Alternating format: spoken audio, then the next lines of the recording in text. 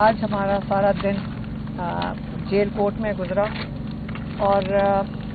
ہم نے عمران خان کو جا کے بتایا کہ کس طرح عمران خان کی کال پہ نہ تو صرف پشاور سے لوگ نکلے، کے پی سے لوگ آئے، بلکہ سارے پاکستان سے۔ ہم جب سڑک پہ جا رہے تھے ان کو ہم نے بتایا کہ ہمیں گلگت بلتستان کے لوگ ملے، کشمیر سے لوگ تھے، سندھ سے لوگ تھے، پنجاب سے بہت تعداد میں لوگ آئے ہوئے تھے اور بلوچستان سے لوگ آئے ہوئے تھے۔ تو وہ ہم نے ان کو یہ خوشخبری دی کہ آپ کی کال کے اوپر سارے پاکستان سے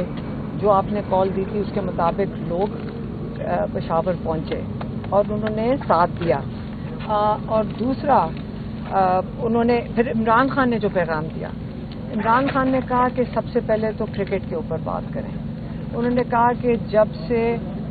یہ محسن نقوی نے لی ہے اس نے ڈی اسٹیبلائز کر دیا ہے کرکٹ کو، کیونکہ جب 2021 کے اندر 10 وکٹوں سے انڈیا سے جیتی تھی ٹیم، تو اب کیا وجہ ہے کہ اس وقت ٹیم جو اچھی، ہماری ٹیم بہت اچھی ہے، لیکن جب آپ ایسی ڈیسیژنز لیتے ہیں جس سے ڈی اسٹیبلائزیشن ہو جائے تو ٹیم کے لیے اپنا وہ کنسسٹنسی رکھنا بڑا مشکل ہو جاتا ہے۔ اور اگر انہوں نے مشورہ دیا عاصم منیر کو کہ اگر کرکٹ کی بہتری چاہتے ہیں تو محسن نقوی کو کہیں کہ یہ پوزیشن چھوڑ دیں اور کسی قابل انسان کو دیں جو کرکٹ سمجھتا ہے، کیونکہ آپ کو پتہ ہے عمران خان کو جو اخبار پڑھ رہے ہیں اس کے اندر جو بھی پڑھتے ہیں پھر ان کو سب سے پہلے انہوں نے کرکٹ کی بات کی۔ اوپر کرو یار۔ دوسرا پوائنٹ عمران نے کہا، اس میں بھی 4-5 چیزیں ہیں۔ انہوں نے کہا میرے پاس FIA آئی اور انہوں نے آ کے کہا کہ آپ پیکا آرڈیننس کے تحت آپ کے اوپر کارروائی کیوں نہ کی جائے، کیونکہ آپ کا جو ٹویٹر اکاؤنٹ ہے اس کے اندر اینٹی اسٹیٹ چیزیں آ رہی ہیں۔ تو عمران خان نے کہا کہ میں نے ان کو کہا ہے کہ میں ایکس پرائم منسٹر ہوں پاکستان کا، 80% لوگوں کی میں نمائندگی کر رہا ہوں، اور جب مجھے اپنے لوگوں کے لیے بات کرنی اور ان کی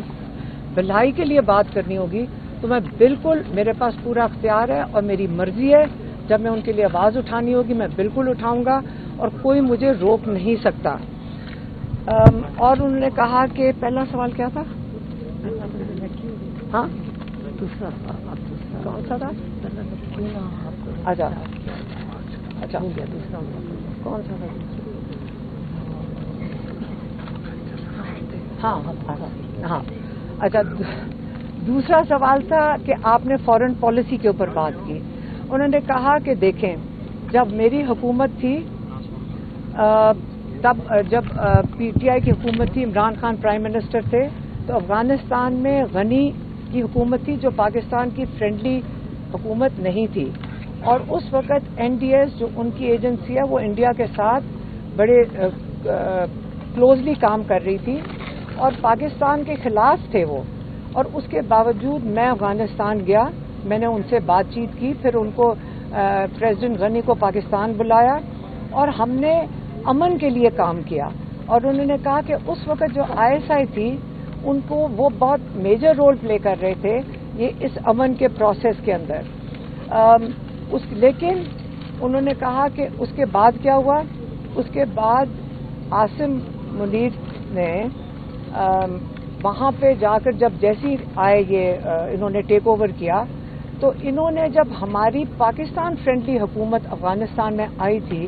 تو آپ نے سب سے پہلے ان کو دھمکیاں دی، اس کے بعد آپ نے جو ان کے لوگ تھے افغانستان کے جو پاکستان میں بس رہے تھے 2-3 نسلوں سے، ان کو آپ نے اتنی بری طرح باہر، اتنی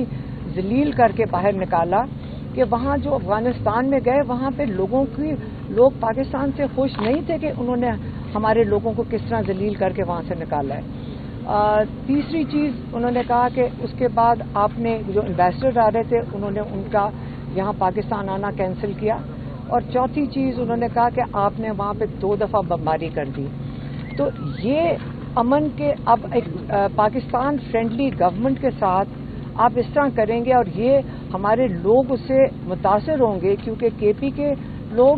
افغانستان کے لوگ، پاکستان کی حکومت، افغانستان کی حکومت، یہ 4 اسٹیک ہولڈرز ہیں جن کو مل کے بیٹھنا ہوگا، اور جب تک یہ مل کے نہیں بیٹھیں گے تو آپ دہشت گردی بالکل کنٹرول نہیں کر سکتے. اور اگر عمران خان کہتے ہیں میں خدشات کا اظہار کر رہا ہوں کہ جو آگے چل کے جو پیس کے لیے کام کرنا چاہیے، کیونکہ دہشت گردی مل کر ختم ہوتی ہے، تو اس کے اندر کیسے آپ کہہ سکتے ہیں کہ میرا جس کا تجربہ ہے پیس لانے کے، جب میرا وقت تھا سب سے زیادہ امن آیا تھا ہمارے علاقے میں، تو آپ کیسے کہہ سکتے ہیں کہ میں اس کے اوپر بات نہ کروں؟ یہ ان کا دوسرا جواب تھا. تیسرا انہوں نے کہا کہ آپ نے ایسی بات کی ہے کہ عاصم لا کے بارے میں. عاصم لا کیا چیز ہے؟ تو انہوں نے کہا عاصم لا وہ یہ ہے کہ جب میں عدالت میں تھا ہائی کورٹ کے اندر تو رینجرز نے مجھے ابڈکٹ کیا، اس کے بعد 9 مئی کا فالس فلیگ آپریشن ہوا. آپ نے پری پلان نہ ہوتا تو 10,000 لوگ آپ نے 24 گھنٹے میں کیسے گرفتار کر لیے؟ کیونکہ یہ پری پلان تھا. آپ نے جو CCTV فوٹیج تھی وہ غائب کر دی، اور اس کے بعد آپ نے PTI کے اندر جو چھوڑ کے جاتا تھا وہ کیس اس کے اوپر ختم ہو جاتے تھے، اور جو سارے چارجز تھے وہ سارے ڈراپ ہو جاتے تھے. تو اس کے بعد آپ نے پوری کوشش کی PTI کو ختم کرنے کی. اس کے بعد جب الیکشن کروائے اس کے اندر آپ نے مینڈیٹ چوری کر کے انہی لوگوں کو دے دیا جن کے اوپر ISI مجھے فائلیں دکھاتی تھی کہ ان کی کتنی چوری ہے، انہی کو آپ نے پاکستان کے اوپر مسلط کر دیا. اور ان لوگوں کو چوری شدہ مینڈیٹ والوں کو آپ نے ان کے تھرو 2/3 اکثریت کر کے، اور سب کو پتہ ہے کہ کیسے کیا، آپ نے 26ویں ترمیم لے کر آئے، اور اس کے تحت جو ججز تھے، جو ضمیر فروش ججز تھے، وہ آپ نے اوپر لا کر بٹھا دیے. جو کیسز اس وقت جنہوں نے جو انصاف، جو پاکستان کا جو امید تھی ہماری کہ انصاف ملے گا، وہ بھی ختم کر دیا. آپ نے جو الیکشن کمشنر تھا جس کے اوپر آرٹیکل 6 لگنا چاہیے، آپ نے اس کو آرٹیکل 6 لگانے کی بجائے آپ نے اس کو 9 مہینے کی ایکسٹینشن دے دی. تو یہ جو سارا کچھ تھا یہ عاصم لا کے تحت ہو رہا ہے، کیونکہ یہ جو